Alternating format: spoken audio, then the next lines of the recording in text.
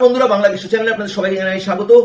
আজকে যে লোকসভা কেন্দ্র নিয়ে আমরা আলোচনা করব, সেই লোকসভা কেন্দ্র নিয়ে কিন্তু শুধু পশ্চিমবঙ্গবাসী নয়, গোটা দেশের রাজনৈতিক মহলও কিন্তু একটা সময় ডামাডোলে পড়ে গেছিল। এই লোকসভা কেন্দ্রে বৈচিত্র্য রয়েছে প্রচুর ধরনের। 1951 সালে এটি লোকসভা কেন্দ্রের অন্তর্গত হয় এবং এই লোকসভা কেন্দ্রের মধ্যে যে বিধানসভা কেন্দ্রগুলি আছে, সেই বিধানসভা কেন্দ্রগুলি হচ্ছে তমলুক, পাঁশকুড়া পূর্ব, ময়না, নন্দকুমার, মহিষাদল, হলদিয়া এবং নন্দীগ্রাম। বুঝেই গেছেন আজকের আলোচনা কোন লোকসভা কেন্দ্র নিয়ে। নবীন ভার্সেস প্রবীণ এবং সমস্ত শিক্ষিত ব্যক্তিদের লড়াই হচ্ছে এই লোকসভা কেন্দ্রে। এই লোকসভা কেন্দ্রে যেমন আমরা দেখতে পাবো ডেডিকেটেডলি কোনো মানুষ পলিটিক্যাল পার্টি করে, আবার দেখতে পাবো যে এই লোকসভা কেন্দ্রেই বাংলার ত্রাতা আছে। মানুষের হকের জন্য লড়াই করার লোকও কিন্তু রয়েছে এই লোকসভা কেন্দ্রে। মানে এই লোকসভা কেন্দ্র থেকে মেম্বার অফ পার্লামেন্ট যেই হোক, আমার মনে হয় সাধারণ মানুষের লাভই হবে। তারা কতটা গিয়ে সেখানে পৌঁছাবে সেটা তো ভবিষ্যতই বলবে, কারণ এই লোকসভা কেন্দ্রে যারা যারা দাঁড়িয়েছে তাদের মধ্যে দুজনের বাড়ি কিন্তু এই লোকসভা কেন্দ্রের অন্তর্গতই নয়। একজন কলকাতার সোনারপুরের দিকে, একজন কলকাতা, এবং আরেকজন মনে হয় বালি হাওড়ার, যদি আমরা ইলেকশন কমিশনের তথ্য অনুযায়ী দেখি। এই লোকসভা কেন্দ্র তাহলে বুঝে গেছেন যে কোন দিকে টার্ন হচ্ছে। এবং শুভেন্দু অধিকারী, সবাই বলছে যে শুভেন্দু অধিকারী দায়িত্ব নিয়েছেন দুটি লোকসভা কেন্দ্র নরেন্দ্র মোদীকে গিফট দেওয়ার জন্য। তার মধ্যে একটি কিন্তু এই লোকসভা কেন্দ্র। লোকসভা কেন্দ্রটির নাম আপনাদের কাছে পুরোপুরি ক্লিয়ার, তমলুক লোকসভা কেন্দ্র। এবং এই ভিডিওটি যারা তমলুক লোকসভা কেন্দ্র থেকে দেখছো, স্পেশালি তোমাদেরকে বলছি, এই লোকসভা কেন্দ্র তোমাদের যা মন্তব্য থাকবে এই ভিডিও মারফত তোমরা কমেন্ট বক্সে জানাবে এবং ভিডিওটি তোমাদের বন্ধু বান্ধব সবার মধ্যে কিন্তু ছড়িয়ে দাও। শুরু করছি আজকের ভিডিওটি। দেখুন, এই লোকসভা কেন্দ্রে তৃণমূলের যে প্রার্থী দাঁড়িয়েছে তাকে তারকা প্রার্থী বলা ভুল হবে। তাকে ইনফ্লুয়েন্সার বা সোশ্যাল মিডিয়ার থেকে উঠে আসা একজন মানুষ, যার গ্রহণযোগ্যতা কিন্তু বিশাল। কারণ খেলা হবে যে রব নিয়ে গোটা পশ্চিমবঙ্গ কেঁপেছে, এবং অনেকে তো পরে বলেছে যেটা বাংলাদেশ থেকে আমদানি করা হবে, মানে করা হয়েছে ইনফ্যাক্ট। কিন্তু এই খেলা হবে নিয়ে যে গান লেখা বা যা কিছু, এর মূল কাণ্ডারি কিন্তু একজন দেবাংশু ভট্টাচার্য। 28 বছর বয়সের তরুণ, যে মমতা বন্দ্যোপাধ্যায়কে নিজের মায়ের জায়গায় রাখে, অভিষেক বন্দ্যোপাধ্যায়কে নিজের দাদার আসনে রাখে, এবং ইমোশনাল একজন মানুষ, যে পার্টিটাকে ভালোবেসে করে, অন্তর থেকে করে।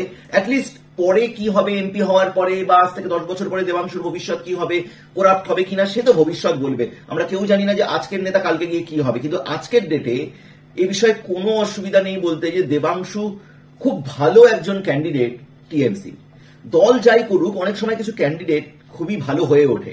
আবার আরেক দিক থেকে দেখতে গেলে পরে বিজেপি যাকে দাঁড় করিয়েছে, 61 বছরের অভিজিৎ গাঙ্গুলি বা অভিজিৎ গঙ্গোপাধ্যায়, যে বাংলার ত্রাতা কিভাবে, যে চাকরি দুর্নীতি মামলায় যতজন দেখছেন এই মুহূর্তে দাঁড়িয়ে জেলের ঘাড়ি ঘাটছে, এবং যতজনের ধরুন চাকরি বাতিল হয়ে গেছে, এবং দুর্নীতিটা যে প্রকাশ্যে এসেছে, এবং তাতে কিছু মানুষের চাকরি তো গেছেই, কিন্তু লাখ লাখ প্রার্থী কিন্তু তাকে আশীর্বাদও করেছেন, এবং অনেকের চাকরি কিন্তু তার অর্ডারে দিতে বাধ্য হয়েছে এসএসসি।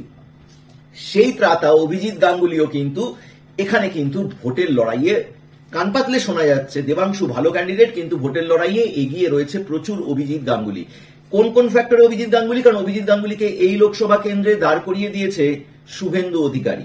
আর শুভেন্দু অধিকারীর গড় বলা যেতে পারে এই লোকসভা কেন্দ্র।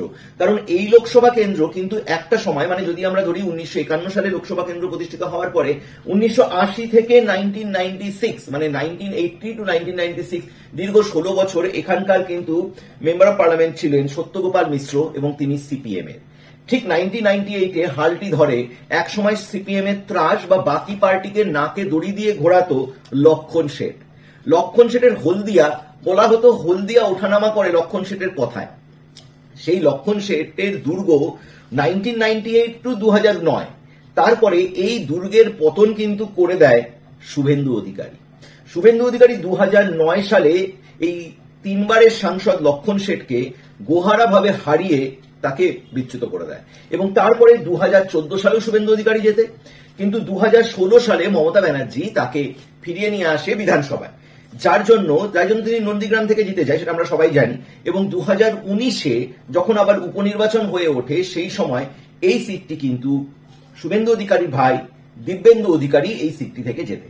মানে বলা যেতে পারে সিপিএম এর গড়, সেখান থেকে অধিকারী পরিবারের গড়, এবং এই জায়গায় যারা প্রচার করছে এবং যারা যাচ্ছে প্রার্থী, কান পাতলেই শোনা যায় যে শুভেন্দু অধিকারীর বোলবালা চলে এই সব জায়গাতে, এবং সেটা দীর্ঘদিনের তার রাজনৈতিক জীবন থেকে করেছে। এবং তাই জন্যই সায়ন বন্দ্যোপাধ্যায়, যার বয়স 30 বছর, সিপিএম যাকে প্রার্থী করেছে, পেশায় সেও কিন্তু উকিল। অভিজিৎ গাঙ্গুলি তো আমরা জানি হাইকোর্টের বিচারপতি ছিলেন, মানে পেশাটা ওকালতি, এবং সায়ন বন্দ্যোপাধ্যায় তার সাথে পেশার দিকে মিল রয়েছে। কিন্তু কেন জানি এখানে অভিজিৎ গাঙ্গুলি এগিয়ে রাখছে অনেকটাই, বলছে আমার কম্পিটিশন দেবাংশুর সাথে নয়, আমার কম্পিটিশন সায়নের সাথে। এটা বলার একটি কারণও রয়েছে যে যখন ধরুন এত বছরের পুরনো একটি বাম দুর্গ, সেখানে ফাটল ধরলেও বামের একটা কিন্তু ভোট ব্যাংক সবসময় রয়েছে। দেবাংশু কতটা ভোট টানতে পারবে এখান থেকে সেটা নিয়ে কিন্তু সংশয় বরাবরই কিন্তু রয়েছে। এবং এখানে আমরা জানি যে কেন আমি শুরুটা করলাম যে লোকসভা ভোট বলুন, বিধানসভা ভোট বলুন, গোটা দেশ তাকিয়ে থাকে, কারণ নন্দীগ্রাম থেকে মমতা ব্যানার্জির হারটা এবং শুভেন্দু অধিকারীর জেতা, এটা কিন্তু দেশের national news, not only that international নিউজও একটা সময় ছিল। তো লক্ষ্য কিন্তু নন্দীগ্রাম নিয়ে সবসময় থাকেই। এবং রিসেন্ট একটি ইন্টারভিউতে দেবাংশু নিজে বলেছে যে সে জিততে পারে যদি ময়না এবং নন্দীগ্রাম থেকে সে যদি লিড পায়। দেবাংশুর কথা মতন ময়না এবং নন্দীগ্রাম এই দুটো যদি তাকে লিড দেয় তাহলে হয়তো সে থ্রু করবে। কিন্তু দেবাংশুরই দলের কিন্তু অনেকের কাছে কান পাতলে শোনা যাচ্ছে যে দেবাংশু ভালো ছেলে, কিন্তু জায়গাটিতে ভোটটাকে কিভাবে কন্ট্রোল করা যায় এবং ভোট কিভাবে পরিচালনা করা যায় এ বিষয়ে শুভেন্দু অধিকারীর মতন পারদর্শিতা কিন্তু কারণ নেই। এবং সেই জন্যই কিন্তু এখানে শুভেন্দু অধিকারীর টিম অনেক এগিয়ে, এবং দেবাংশু বারবারই বলছে এখানে লড়াইটা কিন্তু অভিজিৎ গাঙ্গুলির সাথে নয়, এখানে লড়াইটা রয়েছে শুভেন্দু অধিকারীর সাথে, কারণ শুভেন্দু অধিকারীর গড়। এবং বিজেপির কর্মকর্তারা বলছে যে নরেন্দ্র মোদীকে শুভেন্দু অধিকারী বলেছে যে 2টো লোকসভা কেন্দ্র উপরি গিফট করবে, তার মধ্যে একটি কিন্তু তমলুক লোকসভা কেন্দ্র। সিপিএম কি আদেও এখানটাতে ফোটাতে পারবে না? এই পদ্মফুল আর ঘাসফুলের লড়াইয়ে মাঝখান থেকে সিপিএম ভোটটাকে বার করবে। সিপিএম যদি অ্যাকচুয়ালি ভোটটা বার করে তাহলে কিন্তু আখিরে লাভ দেবাংশুদের। মানে এই ঘটনাটা কিন্তু মানুষ আস্তে আস্তে বুঝতে পেরেছে যে এখানেও বিরোধিতা করলে আলটিমেটলি যদি ইন্ডি জোট হওয়ার চান্স খুবই কম, মানে জোট হয়তো হবে, তারা সরকার করতে পারবে না যেরকম ভাবে দেখা যাচ্ছে, যদি হয় সেখানে সিপিএম এর সমর্থন তো চলে যাবে কংগ্রেসের দিকে, মানে যে সরকার হবে তার দিকে, ইন্ডি জোটের দিকে। তো আলটিমেটলি লাভটা কিন্তু ওদেরই হচ্ছে। তো এখানটাতে টিএমসি জিতুক বা সিপিএম জিতুক, কারণ বিজেপির লড়াইটা কিন্তু দুটোকে ক্রস করা। টিএমসি কি ভাবছে আমি জিতি বা সিপিএম জিতে আলটিমেটলি ইন্ডি জোটের লাভ, বিজেপি ভাবছে এই দুটোকে আমাকে না হারাতে পারলে পরে আমার একটা কাউন্ট কম হয়ে যাবে।